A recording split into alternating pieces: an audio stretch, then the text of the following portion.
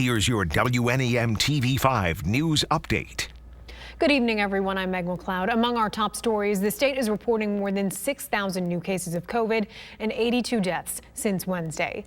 And one of the more familiar people who had been leading the fight against COVID is stepping down. Dr. Khaldun took part in the governor's news conferences throughout the pandemic. She's accepted a position outside state government.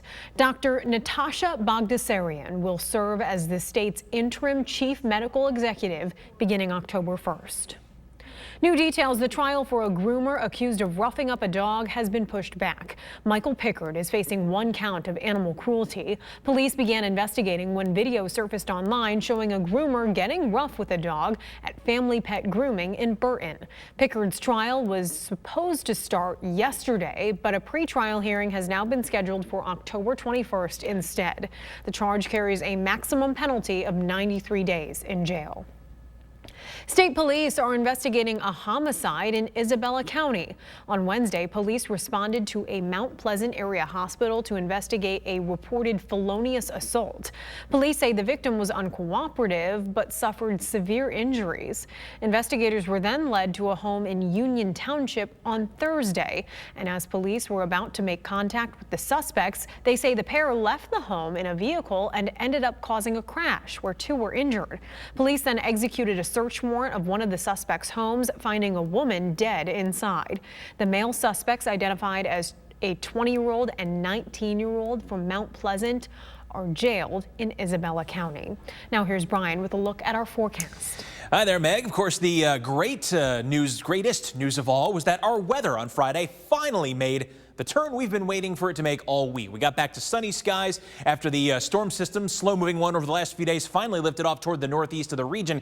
However, as we head into tonight, we're going to be watching a cold front over Wisconsin and the Upper Peninsula sweeping on in across the state. As that comes on through, it'll bring a round of showers with it, maybe even a few stray rumbles of thunder. But fortunately, this time around, this system is not going to be lingering over the area for a few days. In fact, for the overwhelming majority of us, the rain will even be gone by the time we get up tomorrow morning.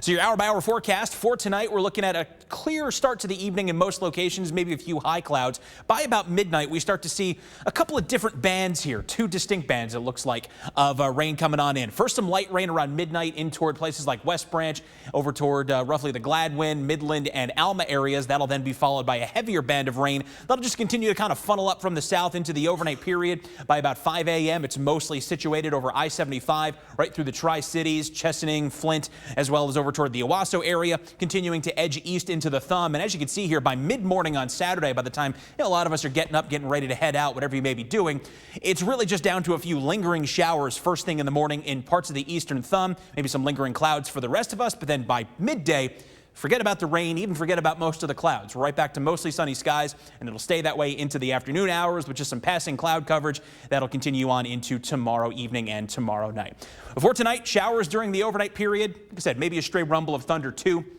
Low temp around 54 degrees, heading into a cooler but very nice Saturday morning.